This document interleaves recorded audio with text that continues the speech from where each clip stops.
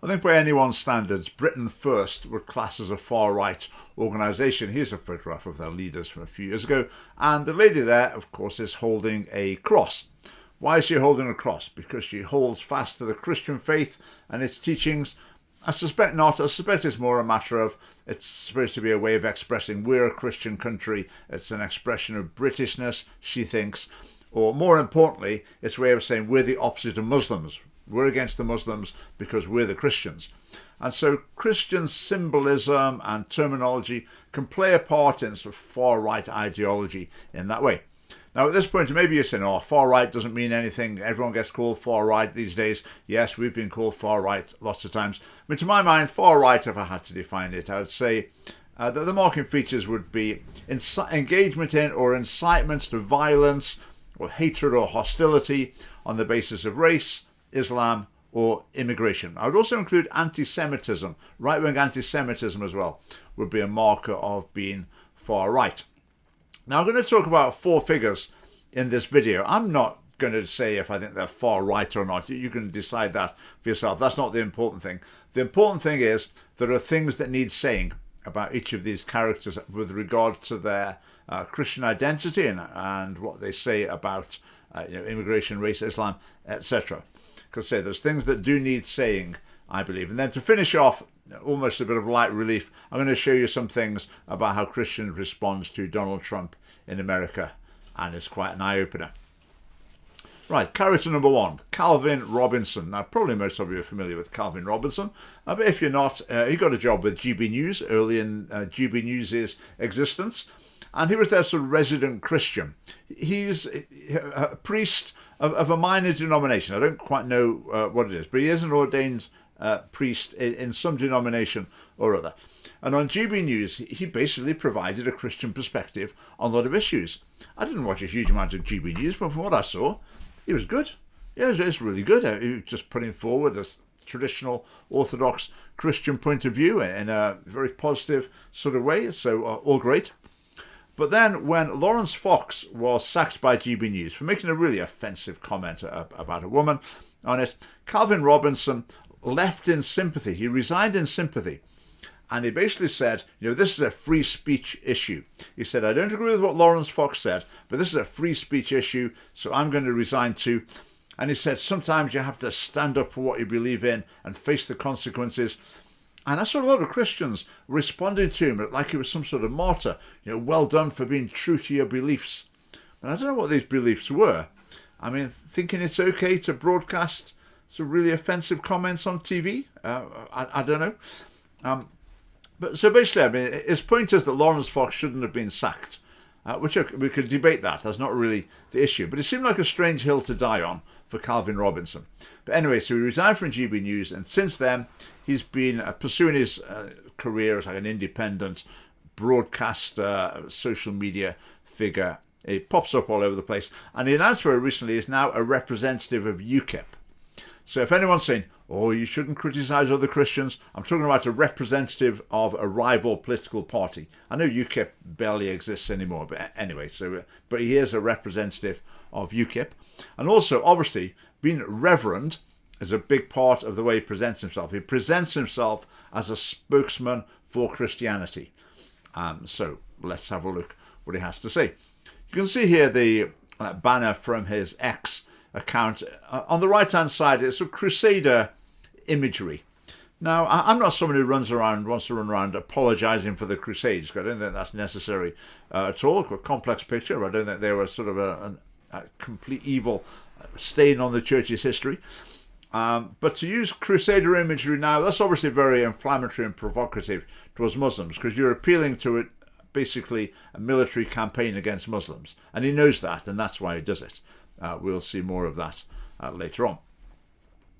Right, let's have a look at what Calvin Robinson's had to say on X through the recent protests, riots, etc. So, in Southport, local residents are understandably upset and angry following the murders. Mainstream media and Merseyside police are spreading disinformation, blaming the EDL, the English Defence League, fake news. The EDL hasn't existed for over a decade. Perhaps it's time they made a comeback. Right, the EDL, again, I think by anyone's definition, would be a far-right organisation. Tommy Robinson left the EDL because he regarded it as racist. Okay? And Calvin Robertson wonders whether it's time for the EDL to make a comeback. Now, I would love to have the opportunity to ask him what on earth he means by that. He wants like racist far-right organisations coming back into play. Does he? Reverend Calvin Robinson? Well, tricky question for him there, maybe. In other tweets, he doesn't talk about Muslims sometimes. He talks about Mohammedans. And the reason he does that is that Muslims really don't like being called Mohammedans. Now, I've heard people argue that if you look at the content of the Muslim faith, Mohammedanism is actually a pretty accurate description of it, because it is so focused on the words and example of Muhammad that to grab it as a Mohammedanism is quite reasonable. But whatever the rights and wrongs of the argument are, to choose to use a term that Muslims are going to find irritating at best, I think it's totally unnecessary. Why bother doing that? It's just creating friction and tension completely unnecessarily. Now, at this point, you might be saying, I don't like things about Islam as well. I think there's problems with Islam. That's not the point here. I find with these sort of topics, whenever I start talking about them, it's as though quite a few people watching, all they want to do is to say, am I on their side or am I on the other side? And it's as simple as that. There's nothing else I want to talk about. So I'm not saying, there are not valid concerns about Islam in various ways, very, very serious concerns in some cases. That's not the issue. The issue is some more specific things about exactly what he's saying and how he's going about addressing these issues. Right, another tweet. The United Kingdom is not Islamophobic enough. Right, Islamophobic. Well, a phobia is irrational fear, but Islamophobic doesn't mean that. It's normally used to refer to like hatred of Islam. Now, it gets applied to people completely unnecessarily and wrongly, people who are just critics of Islam. But to say the United Kingdom is not Islamophobic enough, when the normal understanding of that word is, hatred and hostility towards Muslims, then I just think that's completely irresponsible and inflammatory language to use. And I think Calvin Robertson is demonstrating a severe lack of judgment there. Now let's look at another tweet of his. Why Enoch Powell was right. Now, Enoch Powell's famous speech about racial relations in Britain. Now, people could say, he was raising some valid issues. I think the core problem with the speech is he seemed to start from the assumption that immigrants were going to be bad people. That was basically at the core of what he was arguing. And I haven't really studied it closely, but to my mind, that seemed to be the main problem that I noticed when I watched that a few years ago. But Calvin Robertson is happy to tweet out why Enoch Powell was right. Again, inflammatory and unwise. Right, how about this tweet? So he says, we need a reconquista. Now, if you don't know what that is, the Muslim empire expanded and expanded in the generations after Muhammad, and it basically took over what's now Spain and Portugal. And eventually, European armies, Christian armies, basically got their act together eventually and kicked the Muslims out over a very prolonged period of warfare. Eventually, the Muslim empire was totally removed from the Iberian Peninsula. Now, okay, so Calvin Robertson says, we need to remove Islam from Britain. So not that we need to convert Muslims, not that we need to persuade them, not that we need to present the message of Christianity to them. We need to remove them. Now, if you say we need to remove them, I mean, that could be meaning like forced removal, extradition. These people are going to be sent away. They're going to be deported, basically. Now, that's an extremely radical view. But what he's saying here seems to be even worse, a reconquest. In other words, a military campaign in order to defeat Islam in Britain. Right, so who's going to conduct this military campaign? I mean, the army? The police? Obviously not. So who does he want to conduct it? Well, mobs on the street? That's who wants to conduct this campaign? This military campaign? This campaign of force to remove Islam from Britain? Again, hugely irresponsible, inflammatory, and you could say inciting to violence in that tweet. Right, another one here. I am EDL. Again, doubling down on his endorsement with the Tommy Robertson says racist EDL. Another tweet. We have no democratic means of turning things around. What do we do next? This was in response to an ex-post by the government that said, think before you post.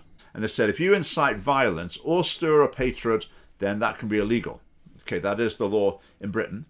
But Gavin Robertson interprets that as saying we've got no democratic means of turning things around.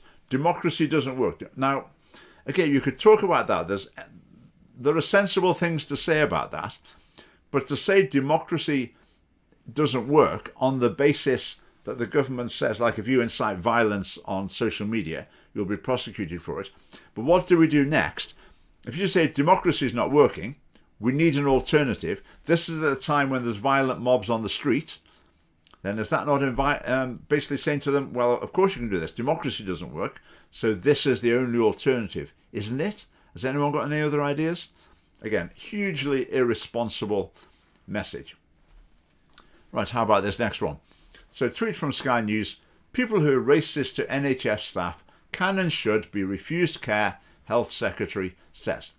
Now, my take on that would be, why are you just picking on racism? People who are abusive or violent to NHS staff could be refused care. Now, obviously, there's a lot more to say about that, because people might be mentally ill, they're under a lot of stress when they're in hospitals, for example, so we need to cut people a bit of slack. A Scottish Family Party policy is if someone does meet treatment as a result of action that's taken because they've been violent or abusive, they should have no recourse to law. They can't then sue the hospital, which I think quite a reasonable, balanced position. But Gavin Robertson's response, the left have been the real fascists all along. I mean, that's just absolutely hysterical. To reply to that tweet by saying that demonstrates the left have been the real fascists. I mean, the total lack of judgment there, completely hysterical. Right, the next one. The church is uniting to fight off a common enemy. Islam is incompatible with Christendom. God will always overcome evil. Right, the concept of Christendom, we could discuss that. I won't discuss it at great length. But the idea that Christianity owns territory over which it exercises power, I'm not sure about that at all. But Gavin Robertson seems to, well, we'll see a bit more about that in a minute. That seems to be his philosophy. So he's saying we're fighting off a common enemy. The church is uniting to fight off a common enemy off our territory, if you like, so we can take over the territory again. Is that really what the church's approach should be to Islam? I suggest not. Another one here. It says, if this is globalism, I'm all in. Make Britain an empire again, a British Empire symbol. So basically re-establish the British Empire one way or another. Again, I'm not someone who runs around apologising for the British Empire. I think it did a huge amount of good. Yeah, mixed picture, but it did a lot of good as well. But to say you want to re-establish the British Empire, what on earth does that mean? I mean, it's quite hard to imagine. Is it take over some countries? Which countries in particular? Again, really foolish, extreme sort of things to say. But maybe Gavin Robertson's discovered that his current business model of being an independent social media figure, that this is the sort of material that works in that business model. I don't know, but I think it's just irresponsible. And to presenting that as, Father Gavin Robertson as a representative of Christianity is not good. So look at this. So we've got a tweet here. The Order of the Knights Templar in Spain. Now that looked to me like people dressed up for like a historical reenactment sort of thing. And now I guess the period of history they're looking back to is the Reconquista as well. So they've got the cross on. So these are probably, the knights who fought against the Muslims who were in Spain 1,000 years ago. So Gavin Robertson saying, England, you know what to do. So what do you do exactly? Dress up, get weapons, get armed, become an army, and then go and attack the Muslims? How else could you take that? How else could it be taken? Now, if Gavin Robertson said, I didn't really mean that, well, I said that's just as bad. That means you're not capable of being a spokesman for anything. If you're not capable of putting your words in the right order in order to put across your meaning clearly. Because, as I said, it's pretty apparent what he's getting at there. Then the last thing here, this little Scottish island, there was a story in the Daily Mail that some sort of Islamic extremist was going to buy it to make it into some sort of Shia Islamic territory with Sharia law. I don't know how serious that plan was. Anyway, it didn't happen. It's obviously not going to happen. So Calvin Robinson came up with the idea of, let's all chip in and buy it ourselves. I mean, it's well over £1 million. He's not going to get anywhere near it as far as I can tell. But he said, let's buy it for Christendom. Again, this idea that Christianity sort of owns territory, and that's the way it expands. But obviously, what he's getting at here is appealing to people who don't like Islam, and they say, right, you don't like Islam, they wanted the island, so let's buy the island for Christianity. How do you buy an island for Christianity? He was saying, we'll have some monks on it, and we'll have a retreat centre and a chapel and this sort of thing. But again, but you can't start that sort of project just from the point of view of, buying an island just like to spite the Muslim extremists who wanted to buy it. So again, I think quite a distorted vision of Christian mission there. But then other people take up on that. So this is Carl Benjamin, Sargon of Akkad, as he was more commonly known, who's a very right-wing political analyst, spokesman, commentator.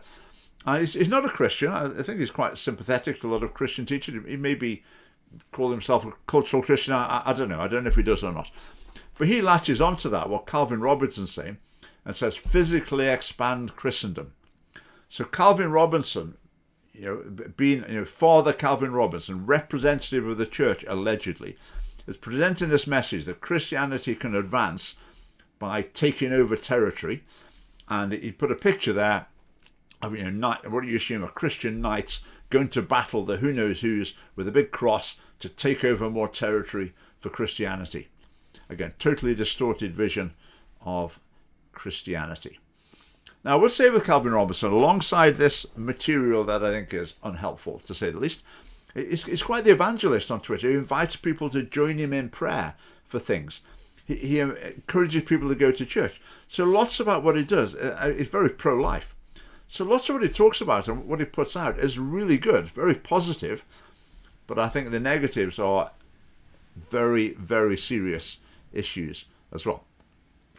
Right, moving on to the next one. David Kurten, again, of a rival political party. David Kurten of the Heritage Party. David Kurten used to be in UKIP years ago, but he's now started the Heritage Party. I mean, it does exist in Scotland, very, very, very small, but it does have some members. Did they have a candidate in the election? I don't know, maybe they did. I'm not exactly certain.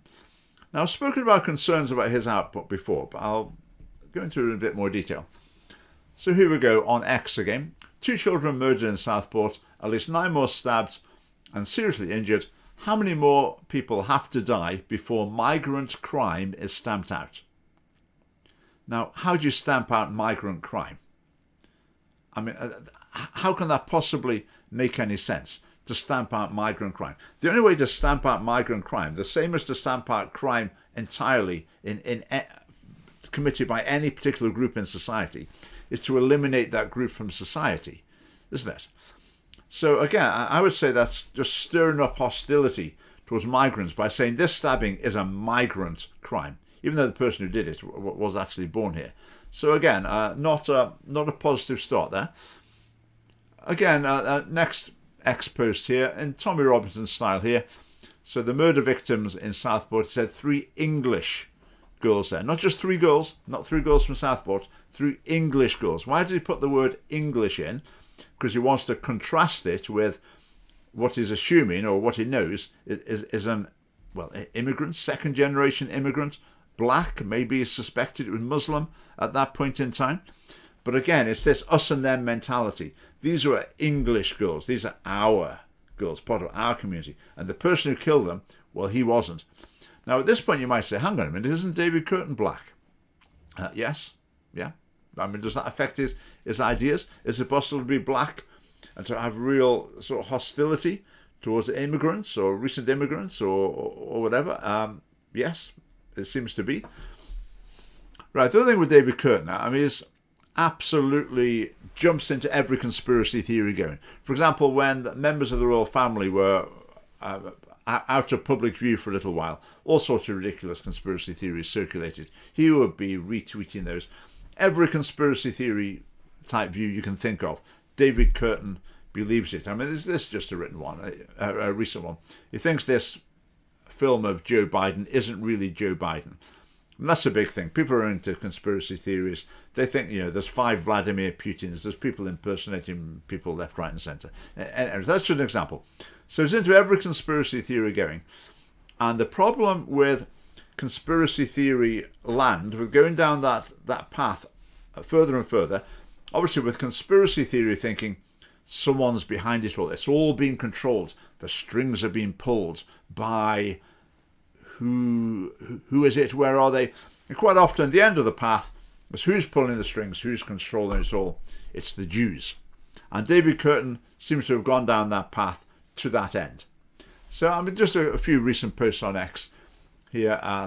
So it's got some pictures from Russia where they're taking down statues of communists, basically. And it says the Russians are finally realizing the Bolsheviks were not Russian. So they weren't Russian, but what were they? They were Jewish. Right, why does David Kurton want to make the point that the communists, the baddies in Russia, they weren't really Russian, they were Jewish? Why do you want to make that point, David? Perhaps you could tell me. Right, the next one. And these are just examples. I mean, I could have given lots more. Right, this is a tweet from someone who monitors Russian television. So it's this Russian chat show. I've seen clips from it before. It's absolutely outrageous. Anyway, in this one, someone's saying, get it into your damn head. We are Russians. You Jews go to Israel. We're Russians. That's it. Great idea, but not now. Jews, Jews, Jews. This is Russia. Go to Israel. You'll find plenty of Jews there. So, aggressive anti-Semitic comment on Russian television. What does David Kurton do? He reposts it, saying strong words on Russian television. Not condemning it, not criticising it, just passing on the message, bringing that message to lots of other people's attention. Strong words on Russian television. So I believe that this is an indication of anti-Semitism in David Kurton. That is my interpretation of what I see him saying, what I see him reposting. I mean, here's another one. So that's Benjamin Netanyahu. It says, not one goy should die for Israel and its wars. Now, goy is a term used for Gentiles by Jews. Sometimes it can be seen as a derogatory term, can be taken in that sort of context. So it's basically saying the Jews, they don't like us Gentiles, so we shouldn't be helping them in their wars. Again, I think that line, that just seems anti-Semitic to me. Notice Israel in speech marks. He refuses to call Israel Israel for some convoluted reason. I haven't even bothered to look into it. But it's basically not like Israel is the people of God in the Bible and the nation of Israel isn't that. So Israel shouldn't be called Israel. So he objects to even using the name Israel for the nation that's called Israel there. I mean, another post on X I saw a little while ago. He said, people talk about Judeo-Christian values, but they shouldn't, because they're not Judeo-Christian values. Judaism and Christianity, they're like completely opposed to each other. It's Christian values. It makes no sense to say Judeo-Christian values. Well, that's just not true. If you look at the development of the moral standards of Christianity, there's definitely a continuity from Judaism. If you compare Judaism with like Greco-Roman values, it's very, very distinct. And the Christian moral tradition grows from that same source. That's absolutely clear. So I think, so why is it that David Kurton can't bear the thought of having Judeo in the description of the values that he holds? And I believe it's because, sadly, I think there's an element of anti-Semitism in his thinking. Now, again, with David Kurton, I think on a lot of issues, like he's pro-life, for example, pro-marriage, he really understands those things, really gets them. But I think he's well off the rails in some other areas. Now, again, just a reminder, just to repeat it, you shouldn't be criticising other Christians. David Kurton is the leader of a rival political party. So if, a bit of anti-Semitism is what you're looking for, maybe the Heritage Party might be worth considering. Right, the next person, Gavin Ashenden. Now, Gavin Ashenden was the late Queen's chaplain, and he resigned from the Church of England because the Church of England was going very liberal, so he resigned and became a Catholic. Okay, all fair enough. And he continued being a commentator, writer, media figure. It was great. I just thought it was really good. He announced the last election, he announced that he was supporting the Reform Party.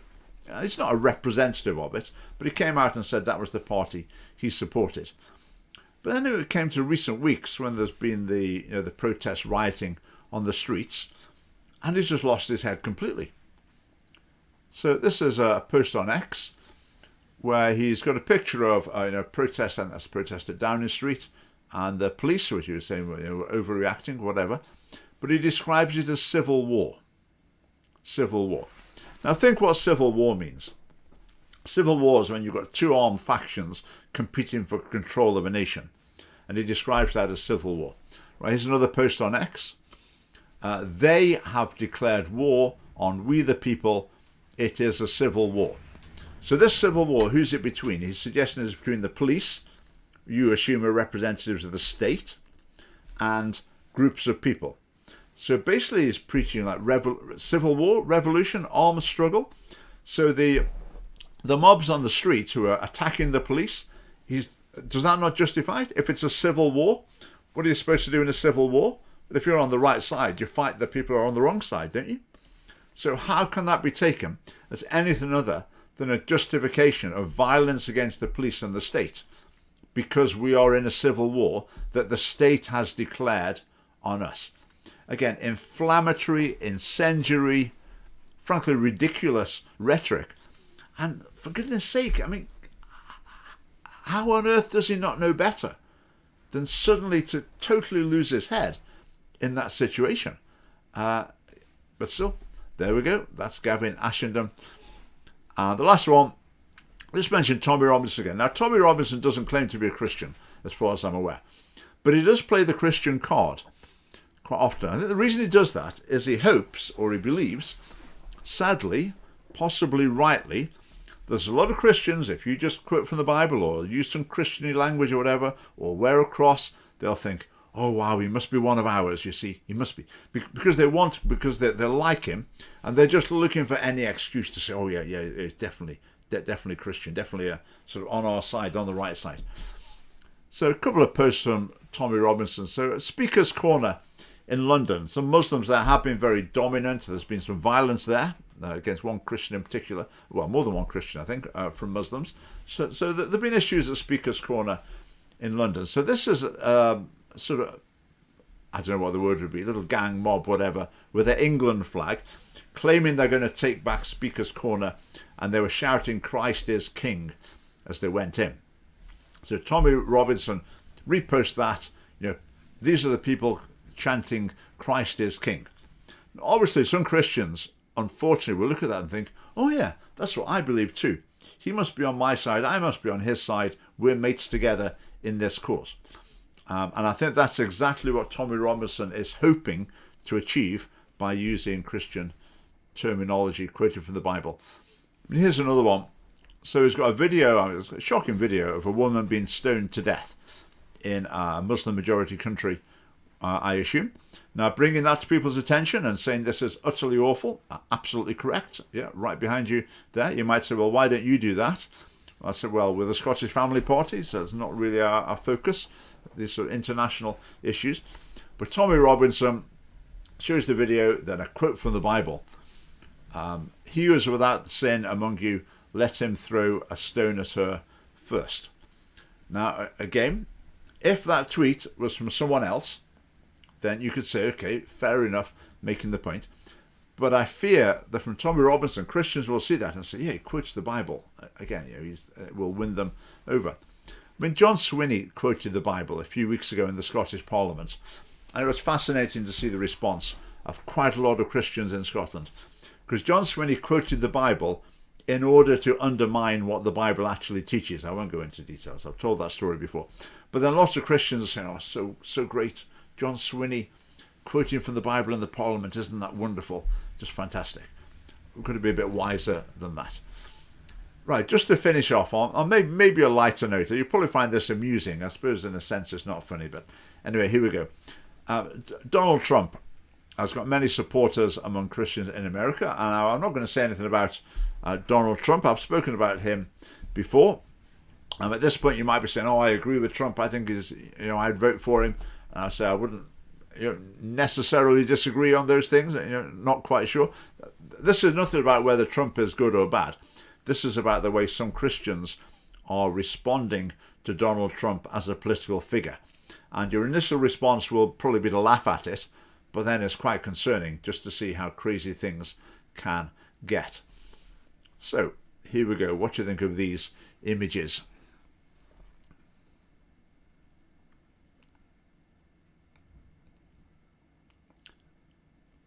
Now, in the UK and Scotland in particular, we're not in danger of anything like that. I mean, the church is in more danger from left-wing syncretism, where they take left-wing political ideology and then integrate that into Christian teaching, basically. So if you go to church, you're more likely to come across some forms of sort of left-wing political ideology wrapped up in the sermon than you are sort of right-wing.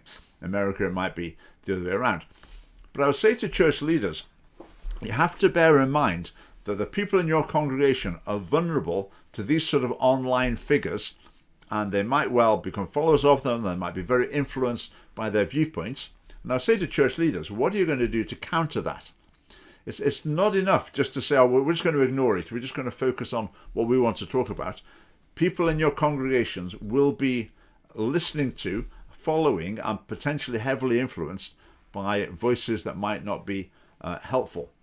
I think if the response is just left-wing orthodoxy and let's be nice to Muslims and tell them about Jesus, I would say, right, okay, treating Muslims well with respect, interacting with them, making friends with them, sharing Christian teaching with them, absolutely, that's all good. I'm right behind it. But with other issues, for example, with regard to Islam, people in the congregation might have reasonable concerns. They might see things about Islam and they want to know about them. They want to know more. They want help to think them through. Who's going to help them to think those things through? Who's going to lead them down that path? Will it be the church leader, or will it be some of the figures I've spoken about in this video? Are you happy to leave it to Calvin Robinson, for example? I would suggest that is not a good strategy. Right, hope that was interesting. Hopefully that was original as well. Do join the Scottish Family Party. There is a link below. And thanks for watching.